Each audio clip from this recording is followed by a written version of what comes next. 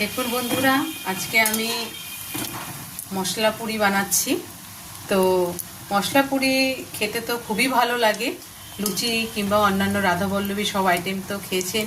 তো মশলা পুরি রেসিপি আজকে আপনাদের সাথে শেয়ার করছি। ফুডস উইথ বৈশাখীতে আরেকটা নতুন ভিডিও নিয়ে আসছি, যেটা হচ্ছে আজকে মশলা পুরি।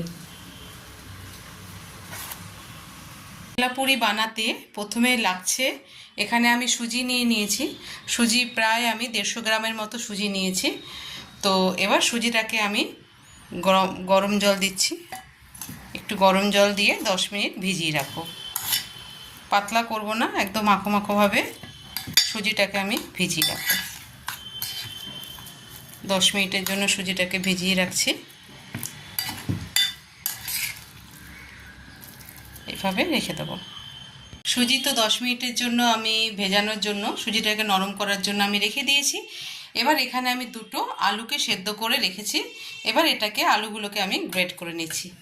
এরকম একটা হ্যান্ড গ্রেটারের সাহায্যে এইভাবে দুটো আলুকে, দেখুন এইভাবে আলুগুলোকে আমি গ্রেট করে নেব। তো দেখুন বন্ধুরা, মশলা পুরি বানাতে আমার টোটাল যে আইটেম লাগছে, এখানে তো আমি সুজি 10 মিনিটের জন্য ভিজিয়ে রেখেছিলাম, যেটা কমপ্লিট হয়ে গেছে। সুজিও দেখুন সফট হয়ে গেছে। এখানে আমি আলুকে গ্রেট করে রেখেছি। আর এখানে আমি আটা নিয়েছি। আমি এখানে প্রায় 150 গ্রামের মতো আটা নিয়েছি। আপনারা চাইলে ময়দা দিয়েও করতে পারেন। আর মশলা পুরিতে আমি যেই মশলাগুলো দিচ্ছি, এখানে আমি জিরা নিয়েছি, হাফ চামচ জিরা নিয়েছি, ছোটো চামচের হাফ চামচ। এখানে জোয়ান নিয়েছি আমি হাফ চামচ। কস্তুরি মেথি নিয়েছি, এখানে আমি 1 চামচ নিয়েছি। আর এখানে আমি চিলি ফ্লেক্স নিয়েছি, খুবই সামান্য, আপনারা ঝাল অনুসারে দিতে পারেন।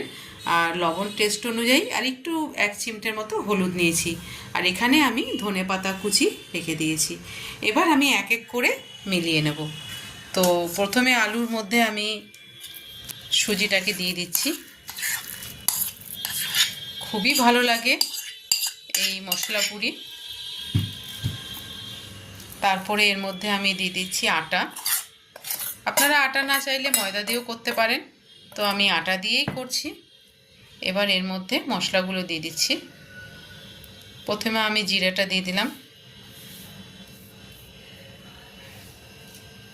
তারপরে জোয়ানটা জাস্ট হাতে একটু ঘষে নিয়ে দিয়ে দিচ্ছি।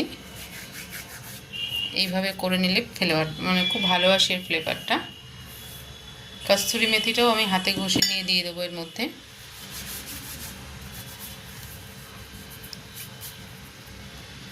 কস্তুরি মেথি দিয়ে দিলাম, চিলি ফ্লেক্স দিয়ে দিচ্ছি, লবণ আর 1 চিমটি যেটা হলুদ নিয়েছি এটা নিয়ে নিলাম। এবার এটা আমি একটা ডো বানিয়ে নেব। যেভাবে আমরা আটা মাখি সেইভাবে ডোটা এবার মেখে নেব। লাস্টে আমি ধনেপাতাটা দিয়ে দিলাম। দিয়ে আমি উষ্ণ গরম জল দিয়ে এটা মেখে নিচ্ছি। হাত দিয়ে মেখে নেব। এবার এটা আমি যেভাবে আমরা আটা মাখি ঠিক ওইভাবেই ডোটা বানিয়ে নেব।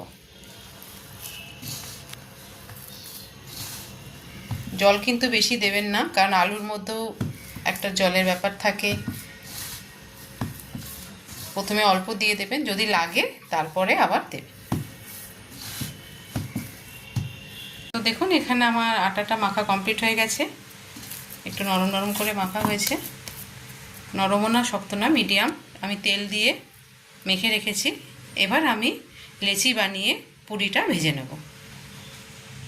দেখুন এখানে কড়াই বসিয়ে দিয়েছি, তেল দিয়ে দিয়েছি, আমি সাদা তেল নিয়েছি। আর লেচিগুলোকে এইভাবে কেটে নিয়েছি ছোট ছোট করে লুচির আকারে, লুচির থেকে একটু বড়। তো এবার আমি এটাকে বেলে নেব। তো প্রথমে একটু তেল দিয়ে নিয়েছিলাম, একটু আটা দিয়ে, যেহেতু সুজি আছে। এবার এটাকে ছোট্ট ছোট্ট করে লুচির আকারে বেলে নিচ্ছি।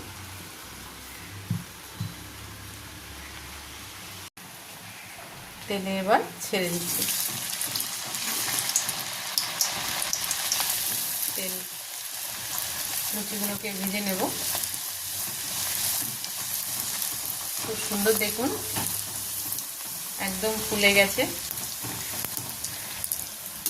পারফেক্ট হয়েছে।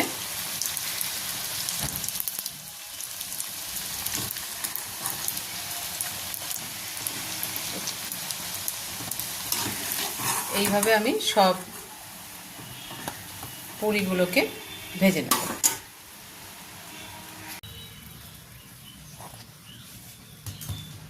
তো বন্ধুরা, আজকে আমার মশলা পুরি পুরোপুরিভাবে কমপ্লিট হয়ে গেছে।